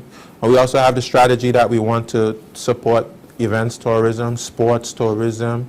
We want to develop Prospect Reef so we could have meetings, you know, meetings, conventions, and the incentives market for that. You know, in the Virgin Islands, and, you know, to support Marias by the Sea as well, who does an excellent job of that as well. You know, so much we want to do. We want to do more environmental tourism. A place like Anegada can do very well with that environmental tourism. Various places in Tortola, etc. Virgin Gorda. We are supporting the cruise industry. Some persons don't like the cruise industry, but this cruise industry provides, you know, good head tax support for the businesses at the cruise pier and the businesses in the town area, the vendors on the beaches, King Garden Bay, Long Bay, Bruce Bay, the bats. We've been building bathrooms at beaches so that we can open up new beaches. We have a bathroom down there at Bruce Bay now. We built one at Long Bay. We want to build another bathroom over there, maybe Savannah Bay in the 9th District. So what I'm saying to you is a multi-pronged strategy. And every little bit counts, because we have 60 islands, islets, and keys. So we don't just have to have one type of tourism. We can have many types of tourism, and every type of tourism doesn't benefit everybody. So it might have one form of tourism that might benefit one group more than the other. But we're big enough in terms of the amount of islands we have to do a lot of different types of things. As we were on that topic and talking about the developments and stuff we want to be doing at the beaches, a big concern is that of the absence of lifeguards at all the beaches you want to. I think we have 1 or 2 lifeguards, if I'm correct. Lifeguards at the beach seems to be a great, not seems to, is a great need. Are we factoring in that? Has there been discussion? Is there ongoing discussions about Yes, tackling this? yes, I'm sure it's being factored, and I can't tell you all the details as it pertains to it. I believe it's under the Ministry of Communications and Works, if I'm not correct, with the firemen, etc. You know, but it is something that we need to support more. I agree with that, because we do have the flags out, tell persons not to swim when it's a rough day, etc. But things happen. Things happen, and we Things need, happen, and we need to have lifeguards to support the tourism product. I completely agree with that, and I'm going to see what needs to be done in that area of support. Okay, And let me say to you as well, right? Sometimes the needs don't come to me. Sometimes it doesn't filter up. So if persons just want to send me a little text message, or persons want to reach out to me directly, it's no problem for me. I'm not going to, you know, to basically, you know, disrespect the chain of command. But sometimes you just need to know. I just need to know so I can support better. If I don't know, it's difficult for me to support. It always crosses my mind when we think about lifeguards for beaches. Why not support Visor to take on this task? Help them with the resources that is needed. I think Visor comes under the governor's office. No, well, Visor resources that they can expand. Visor is like a non-profit group. Yeah, but Yeah. I could see them fit in that role. I don't know if they see that, but it just came to mind that this probably can be an area where they can take on, with the requisite subvention or funding that can go to them through government and other international donor agencies. We're partnering Visor in a lot of search and rescue stuff. We're grateful for the service they provide, which they raise money to be able to do. You know, they do the thing at Nanny Key every year to raise funds. I'm really appreciative of the work that they've done, and whatever way in which I can support the work that they're doing, I'm certainly willing to do based on the value they provide to our residents and to our visitors. As it pertains to their willingness to help with lifeguards or something like that, that's something like I would have to discuss with them, and also Just the ministry. An idea that came to the my ministry mind officials is worth having a discussion about. Okay, Toloman has one for you. Seeing as our minimum wages will be raised in November, when will we do something about these supermarkets raising their prices when minimum wages come in? Woo! Yeah, I mean, that's a big one, of course. I had a great discussion with a local business person about price control. And of course, business people have a view as it pertains to price control that needs to be considered. But all in all, we definitely need that basket of goods to come forward. That was something that was going to be under the Trade Commission. This is something that the Deputy Premier has moved to the ministry as opposed to being under the Trade Commission, this Consumer Protection Unit. She's perhaps the best person to give an update on that, but we're supporting her to be able to do what needs to be done to have that basket of goods come. It's so important because, I mean, we're affected by what's happening globally. So, you know, a lot of persons are complaining about the economy. A lot of what persons are complaining about has to do with inflation, which is not something that we really can control here in the Virgin Islands. But what we need to do in addition to the basket of goods is be able to grow more food here, because that's something that we can control. And there's also an initiative that I will be speaking about soon. I mentioned it when we were talking about the visas for the Guyanese. I am going to be having direct talks with the Dominican Republic. And one of the things we're going to be looking at is agriculture and having more trade relationships as it pertains to agriculture. And soon I'm going to be having a meeting with the President of the Dominican Republic.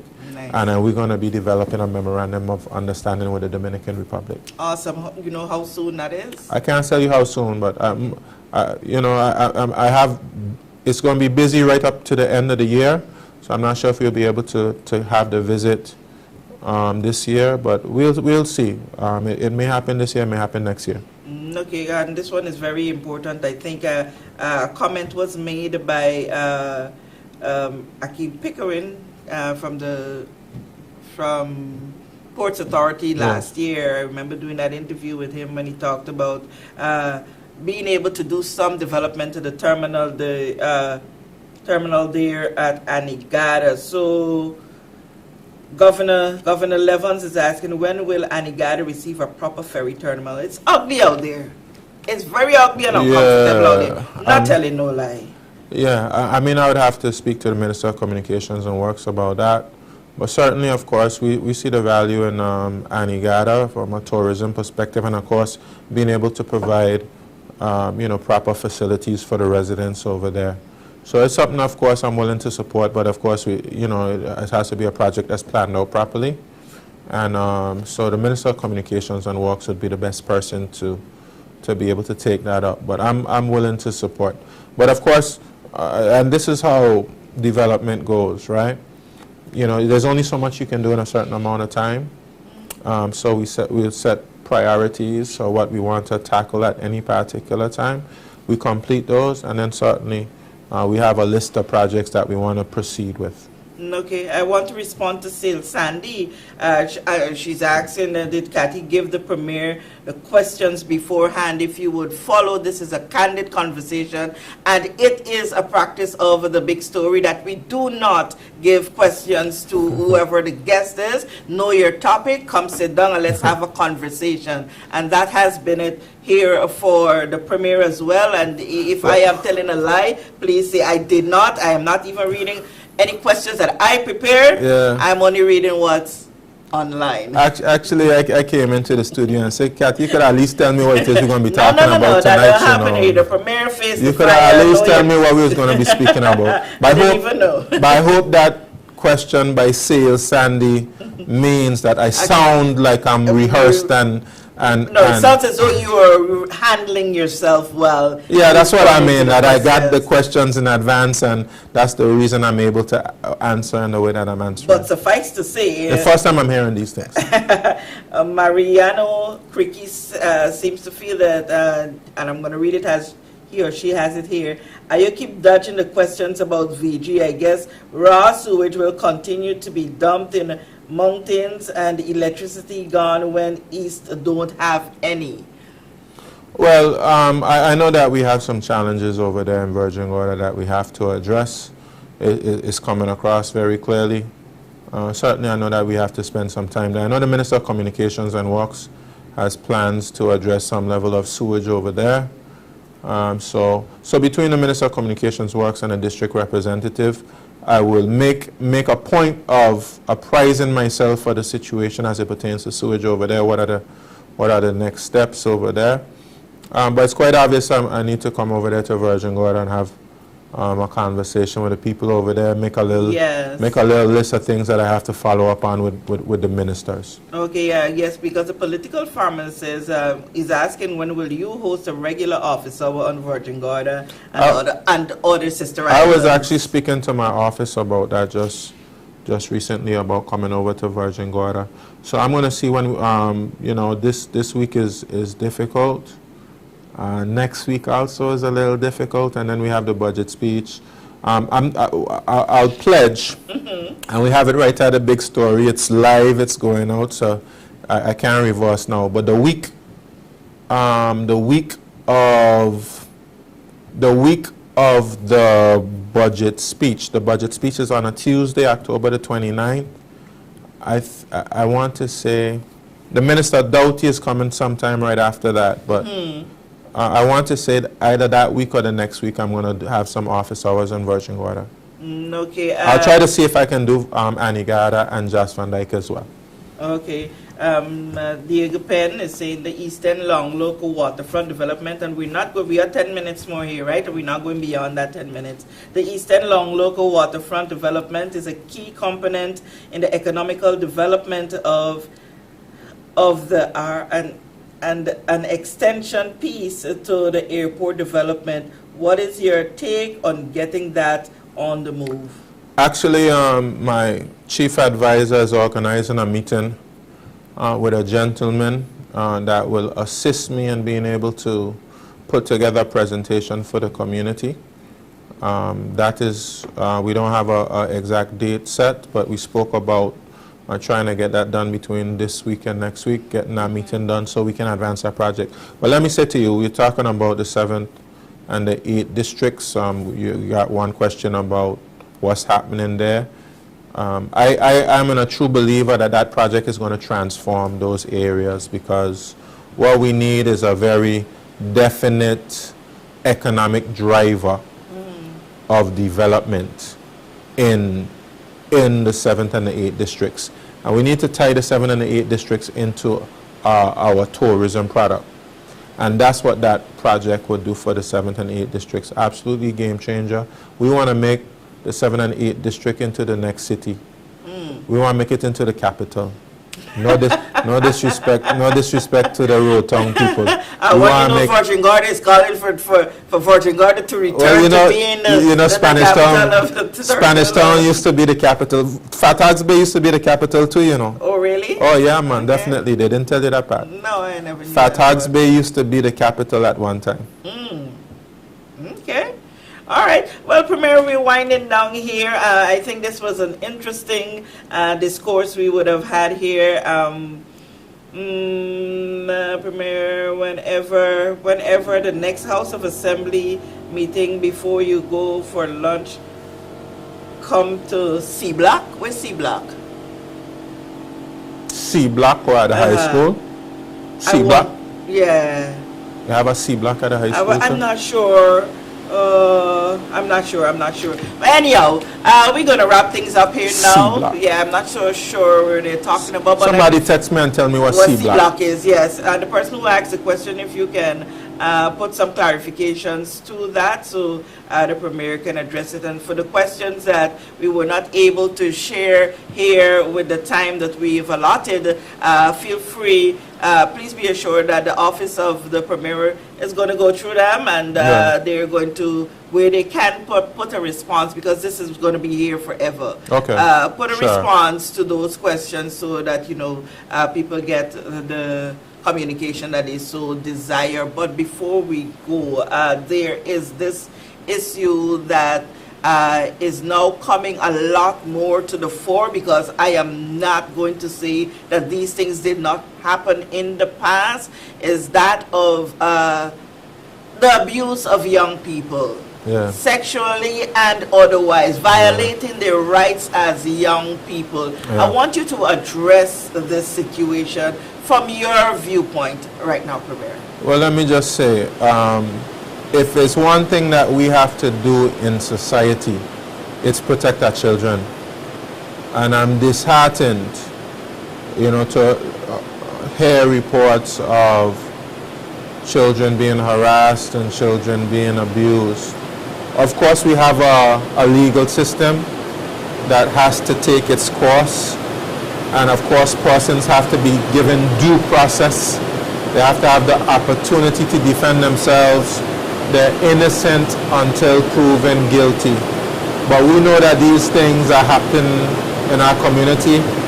We're thankful for those who are brave enough to speak out, because some persons before them may not have been brave enough to speak out about it, and they're perhaps walking around with a lot of traumas based on what was done to them. So the persons who are brave enough to speak out, we commend those persons, we celebrate them. And persons who are found to be guilty of such acts, we have to hold them accountable, and we have to penalize them and let them know that this is something that is unacceptable. We as a society has to reject this. And perhaps we need to send persons to get some form of help if they are having thoughts which are unhealthy. And instead of them acting on these thoughts, they should seek help. All right, and whatever we can do as a community to keep our children safe, keep our women and men safe from abuse. Some young boys who've been abused a lot as well. Yeah, so Premier, I want to thank you so much for the time. I know you got the stamina to go longer, but I value my rest at the all night long. All night. All right, Richie, thank you again. I think that you have been very candid. I guess there are some areas that the persons would have happy to have more clarity and more direct response, but like I said, you were not necessarily that prepared, because I did not give new questions. And don't ever tell yourself you're coming to the big story and going to have prepared questions. Okay. You are the premier of this territory, all right. and you will answer. In this moment, I give you the opportunity to say whatever it is that you would love to say to the people first of District 7. They need to feel your love. And then to the people of this territory. Yeah, well, District 7 just let you know we're working for you. So sometimes even if you don't see us hanging out in the community, it's because we're working and we're working on your behalf. Of course, we have a responsibility for the whole territory as well, but District 7 is going to benefit from that. And of course, we have some initiatives coming for some very specific attention to issues specifically to District 7. Like the rehabilitation of some of our roads, etc. We're going to be opening up the community center on Friday. I'm very grateful for that. The community has waited a long time for that. That's a community center where we have beauty pageants, graduations, community meetings. We have family reunions. So persons will be very happy to see that community center return. Of course, along Baby Island that serves the 7th and 8th district. We just signed a contract for vending zones there. We have the road walk which is taking place between Peter Bay and Hodges Creek. We have so much more in store for the people of District 7. And let me just say to all the people in the Virgin Islands, we know that you have concerns about things which are happening in the community. I just want to say to you, we hear those concerns, we hear those cries, we're not deaf to those cries. And of course, while we, in some instances, everyone may not always agree on certain things, we have the best interests of the people of the Virgin Islands at heart. We are working on a number of things which have been neglected for many, many years. We have things which we can celebrate, like this Caribbean Airlines flight that we just launched today.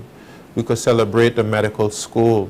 You know, we can celebrate the fact that the Ministry of Environment, Natural Resources and Climate Change now has a boat that can help them to enforce the environmental laws of the Virgin Islands. There's a lot of things happening in the community that we can be proud of, and certainly we're going to continue to work on your behalf. But let's dialogue. Let's have a positive dialogue. Let's educate ourselves.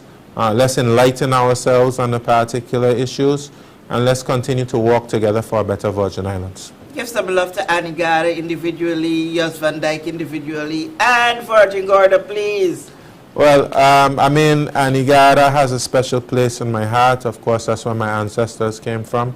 My great-grandfather was from Anegada. I have a lot of family in Anegada. You know, they don't want to give me any land in Anegada, but that's okay. I'll be happy just going over and visiting my cousins over in Anegada. Anegada, as I said before, perhaps right after the budget speech, I'll come visit Anegada. I have promised them come over there and spend a little time with them. I plan to do that.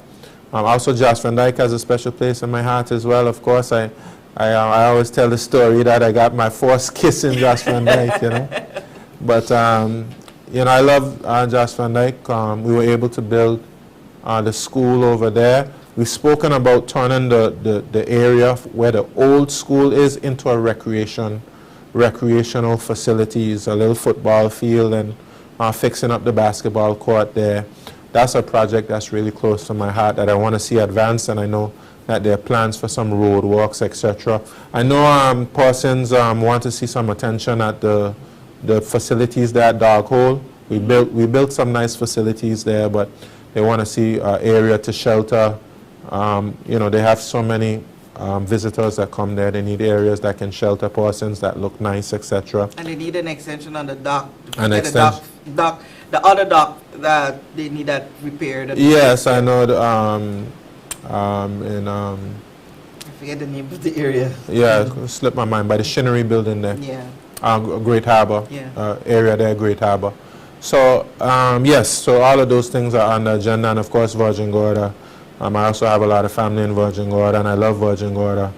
And of course, I'm coming to Virgin Gorda to listen to you know, a lot of people have a lot of discrepancies, a lot of issues that they want to address. So I'll be coming over to Virgin Gorda as well so we can talk to them. But, you know, I believe in equity. I believe that even if you live in a remote area or you don't live in the main island, you should have the same quality of public services regardless of how much that might cost. I believe in equity. We don't quite have equity now, but that's something that we're working towards. All right, Premier, thank you again. And I want to say a very big thank you to you, our dear audience, for all of you who sent your questions through. We didn't get to all, but I have the promise of the Premier that his officers are going to go there and put whatever response that is required under that chat. Thank you so much for the pleasure of your time. I'm Kathy Richards with this edition of The Big Story. Good night.